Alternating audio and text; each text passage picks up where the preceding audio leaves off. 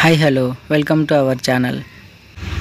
ఈ వీడియో చూస్తున్న తెలుగు వారందరికీ క్రోధినామ సంవత్సర శుభాకాంక్షలు. అదేనండి మన ఉగాది.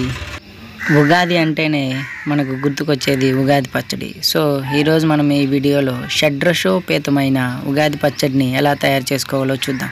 ముందుగా దానికి కావాల్సిన పదార్థాలు: పచ్చి మామిడికాయ ముక్కలు, వేప పూత, బెల్లం, రాళ్ళ ఉప్పు, చింతపండు, చివరిగా కారం. ఇప్పుడు వీటన్నిటిని ఒకదాని తర్వాత ఒకటి, ముందుగా వేపపూత, తర్వాత మామిడి ముక్కలు, బెల్లం, రాళ్ళ ఉప్పు అండ్ మనం ముందుగా నీటిలో నానబెట్టుకున్న చింతపండు పులుసు, ఆ తర్వాత చివరిగా చిటికెడు కారం వేసి బాగా ఈ మిశ్రమాన్ని కలుపుకోవాలి. ఇలా చేసిన ఈ మిశ్రమాన్ని దేవుడి దగ్గర ఉంచి ప్రసాదంలాగా తీసుకోవడమే. ఇదండి ఇవాల్టి వీడియో. ఈ వీడియో కనుక మీకు నచ్చినట్లయితే please like, share and subscribe to our channel. Thank you for watching.